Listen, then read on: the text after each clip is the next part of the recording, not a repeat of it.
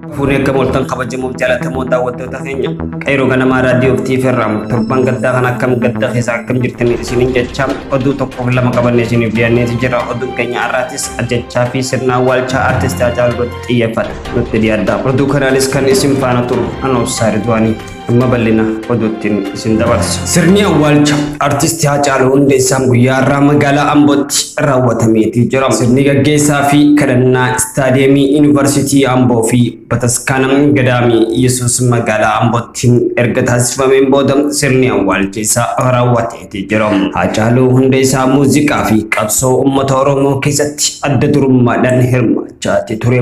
Wiixata galgala ture. Rasaasaan dhoomin umriin isaa waggaa 36 magaalaa Finfinnee naannoo Galaan kondominiyeetti lubbuudhaan dabre. Haacaaluu Hundeessaa abbaa ijoollee dubaraa 3 ture. Artistii Haacaaluu Hundeessaa erga lubbuun isaa dabre guyyaa hangaarraan ta'e guyyaan gara guyyaatti lubbuu Oromoo hedduu dhabaatti jirra. Artistii Haacaaluu Hundeessaa dachii uummata Oromoof Oromiyaa irratti dhiigaan boochisaati jira.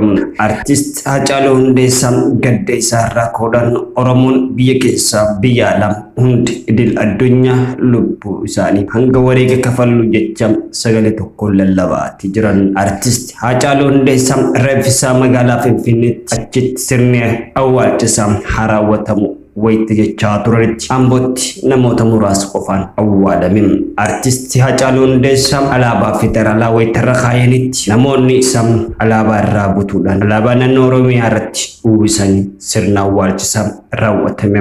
Artisti Haacaaluu Hundeessaa siidaan isaa magaalaa Finfinnee yeroo gabaabaa keessatti akka ijaaramuuf obbo Shimallis Abdiisaa itti aanaa pirezidaantii naannoo Oromiyaa guyyaa har'aan tanaa ibsa miidiyaa irratti kennaniiti jiran.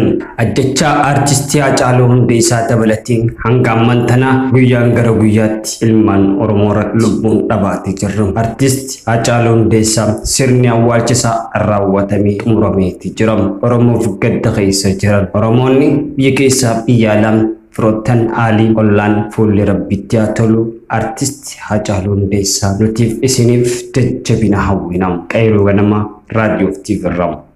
Ajjechaa artistii Haacaaluu Hundeessaa guyyaa dheengaddarraa jalqabee hanga har'aan tanaatti torban gaddaa ta'ee mul'ateeti jira. Guutuu Oromiyaa idil addunyaatti fincillis garagaraattis dhagahamaati jira. Taateewwan hedduun mudachaati jiran lubbuu namoota hedduus dhabaati jira. Artistii Haacaaluu Hundeessaa magaalaa Finfinnee kondominiyeem Galaanitti argamutti wayita lubbuu isaa harka diinaatiin dhabeerraa jalqabee hanga guyyaa har'aan tanaatti fincilli guutuu Oromiyaa keessatti walgeetti jira. Fincila qofaan mootummaan raafamaa osoo jiru ifaaf neetworkiilee adda addaa muruudhaan dhagahameeti jira. Kanaan wal qabatee yaadota garaagaraa achirraa burqan ammaaf adda dhaabbateeti jira.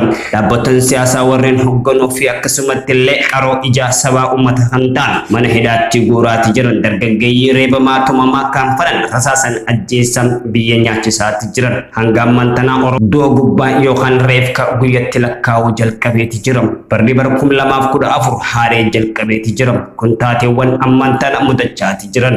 Magaalaa Finfinnee jalqabee guutuu Oromiyaa godina 11 Oromiyaan qabdu keessatti hiriirri mormii wayita gaggeeffamaa jirutti poolisiin addaatii fi agaazii federaalaa dabalatee uummata nagaa irratti dhukaasa banaati jira. Ajjechaa artistii kabajamaaf jaalatamaa Haacaaluu Hundeessaa erga guyyaa dheengaddaa lubbuu isaa dabreen jalqabee uummanni miira gaddaa guddaa keessa galeeti jira.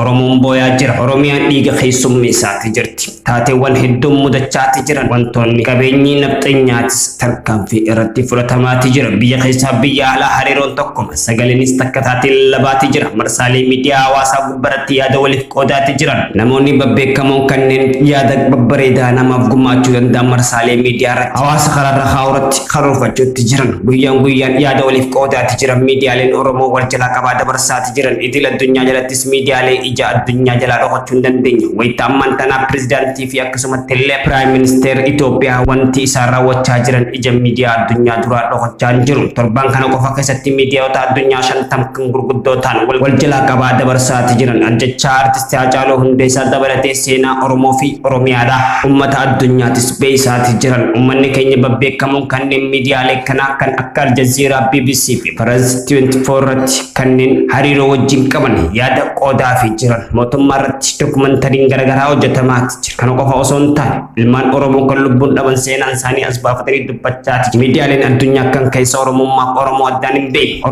Oromoo walitti bu'ee jechaatis gabaasaati jira. Kanneen miidiyaa Habashaa ammoo wayitaammaa walitti dhaadachaati jiran. Artistii Haacaaluu Hundeessaa lubbuu isaa dhabuu qofa gaddii Oromoo qofa ta'e osoo jiruu kun nafxanyoonni miidiyaalee hawaasaa irratti ol baanii dhichisanii garmaamaati jiran. Wayita kanatti qeeroon biyya keessa jirtu biyya alaa jirtu gurmaa'uudhaan namoota tokko irratti tarkaanfii fudhachuu danda'ameeti jira. Oduu keenya artistii Haacaaluu Hundeessaa torban kana erga lubbuun dabre miidiyaalee marsaa hawaasaa irratti waan deemamaa jiru kan qabanne isiniif dhiyaanne hanganamu. Hanga oduu biraatti wal agarru daawwattoota keenya kan nagee walitti dhammannu ta'a. Oduu kanaan kan isin faana ture an obsaa Ridwaani. Nu daawwachuu keessaniifis galatooma.